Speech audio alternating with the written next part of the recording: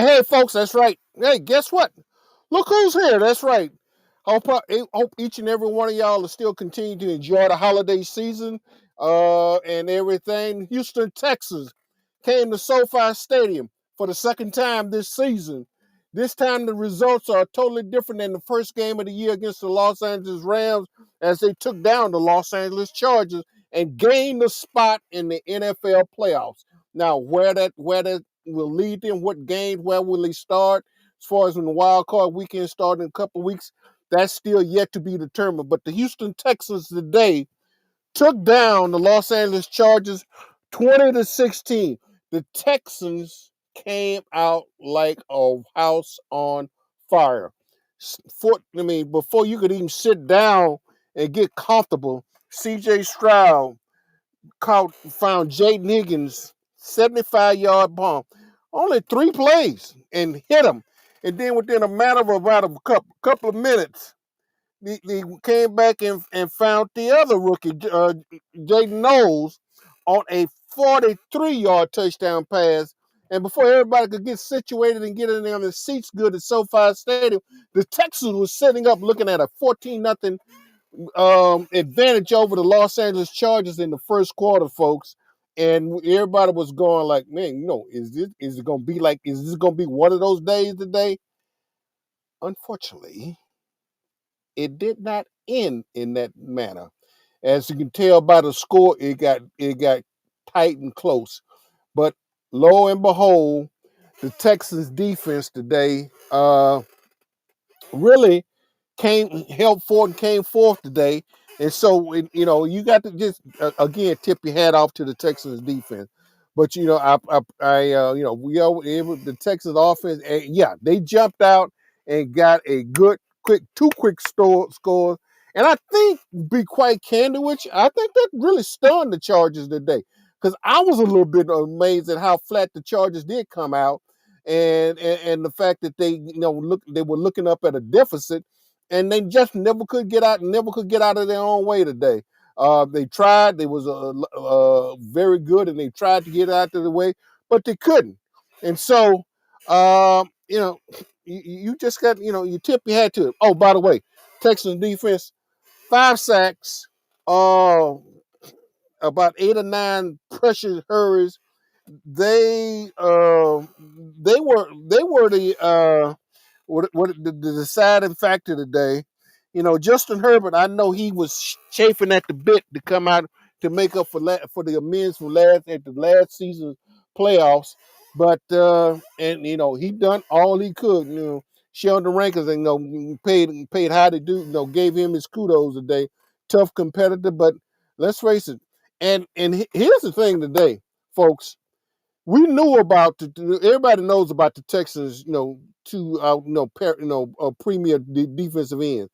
The defensive ends got their share today, but it was the D tackles today. It was the pressure inside, and to me, I've always felt like the Texans defensive tackles, even though they are down to several players are gone on IR, but the next man up mentality has been coming true to forth. And the Texans defensive tackles today, I thought, were outstanding. So, you tip your hat to them. In fact, I would go out and go on the AD Max Korner IG page, and there's a comment from Sheldon Rankins out there. In fact, I just think about everything that I'll show tonight. Obviously, I got the coach here, and I'm getting ready to play him in a few seconds. But and Aziz Al-Shire, the Texas nominee for Man of the Year, and that is a interview that I'm going to play not at the game, but probably going to be a little special, built something around it. But anyway, let's get Coach D'Amico Ryans talking about the Texans and the way things transpired today. You alluded to you got the hot start. Was it just basically the flow of the game that sort of brought everything? Because you thought that you just kept your foot on the accelerator, but did the flow of the game just sort of bring it back, and then just sort of settle into a game that just had to go back and forth till you finally got control of the game again? Yeah, today was. You saw the ebbs and flows of the game. Like we were able to get explosive passes early on them, and they did a great job of eliminate those explosives and made us earn it. Right? They did a good job on third down. We didn't get off as much as we were getting. We didn't stay on the field as much as we wanted to on third down. So they made some really nice plays on third down, playing aggressive, putting the pressure on us. But we stayed the course. And when it mattered most, like when we're there in the fourth quarter, that's what it's about, closing games out in the fourth quarter. We know we had to run the ball. They knew we had to run the football.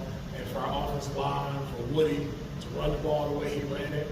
And I go back also, I know he didn't have a lot of catches, but you go to Nico Collins, right? One of our best players in the clutch time, in the clutch moment, he comes up with another clutch play for us. He closed it out last week versus the Raiders, and then again this week, he shows up in the big moment, making a huge catch to get us across midfield. So it took everybody, and I'm proud of all the guys.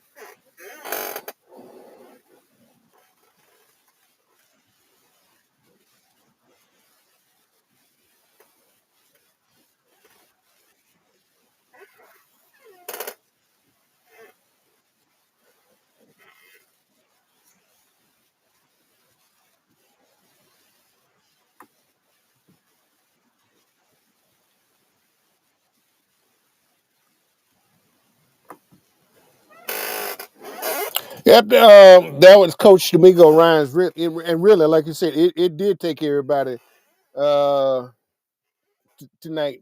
It took all 40 some guys. I don't know, it's 53-man roster, but they only 45 that was there to play tonight.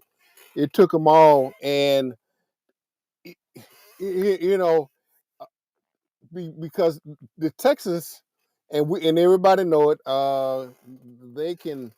They can just leave you at like, what in the was going on. But anyway, that was the situation for what happened to the Texans tonight. I'm gonna let you hear a comment from Aziz Al-Shar, who got an interception tonight, and I thought was critical. And as far and well, I'll just Talk let about the Aziz tenacity of talk the about it. defense. The offense had two turnovers. They really put you back up against the wall, and then y'all held the fort. Really which could have been the deciding factors in the game. Man, tenacity of the team. I'm talking about they go up 14-0 real early. So they helped us out real early, and then at the end, defensively, we gave up a touchdown. And if it wasn't for the offense driving and getting that first, we didn't have to touch the field again. Just like against the Colts, we basically didn't have to touch the field again. So it's just like our team is like that. Not just the offense, not just the defense, but the team. I mean, even special teams. That one drive where they got the ball punted at the 1 yard line or 2 yard line. Like, as a collective, that's what this team is about, inside and out. Yep, that was Aziz Al-Shar, the Texas nominee for. That was Aziz Al-Shar, the Texas nominee for the Walter Payton Man of the Year award. As I mentioned, I'm planning on doing just strictly an interview on that particular award. I thought the selection of Aziz Al-Shar as the Walter Payton Man of the Year, well, I tip my hat to the in the playoffs. Now, where will the Texans wound up in the playoffs? Well, the Texans have taken care of what they needed to do, and that's they won. They are in the playoffs. Now, it would be nice for Jacksonville to lose a game. that way the Texans can be I think will be assured of having a home game during the wild card weekend. Now, we know could a couple of other things happen? Could a Denver or somebody at one of the top? Well, we know the number one seed would have an off week, but could the Texans get to the fifth spot? It's to be seen. I mean, it's still enough football out there, but the Texans, again, as I stated earlier, the Texans have done enough to make themselves accountable. They're accountable. We're in the playoffs now. Where we have to play and where we have to go. Will they have to go to Denver? I don't know. Will they have to go? Say the Foxborough? Not sure yet. But all of that will work itself out. Now, as I get and I'm looking at the clock here because I know Let's Rage Cougars is coming up because as it stands right now, the Cougars seem to be in control at their bowl game and their contest against the LSU Tigers. So that that's to be seen. But I want to just as before I get out of here, folks, was looking for something real quick. Yeah, there we go. Was looking for something real quick. You know, well, ooh, that game got real close real quick. Anyway, mm, it might be looking at the score. It might be a little just raised Cougs because that contest has got real tight real quick. But anyway, a couple of key found points. Texans dug themselves a hole, gotten themselves out of a hole.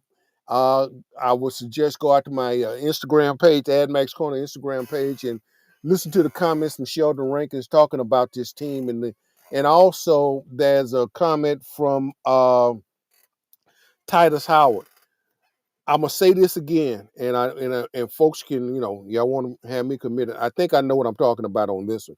Titus Howard shouldn't make all pro team. The problem is Titus Howard has played every position on that offensive line.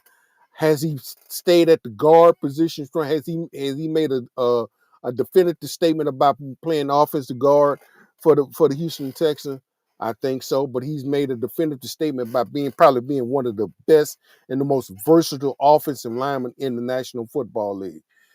And he's led this team, I thought, rather well. He's I think he set the example for the offensive lineman.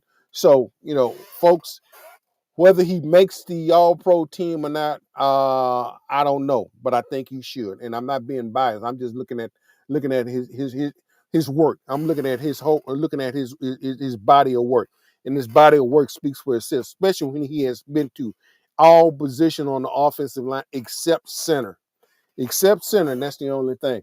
All right, folks. Hey, I'm getting ready to get out of here. The Cougs in a dogfight now with the LSU Tigers at the Kinder Texas Bowl.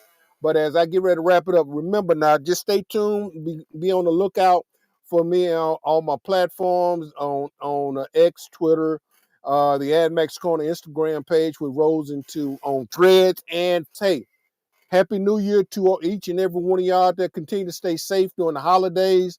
And as we get ready to wrap it up and I get out of here and I can go enjoy the rest of the West Coast, let me just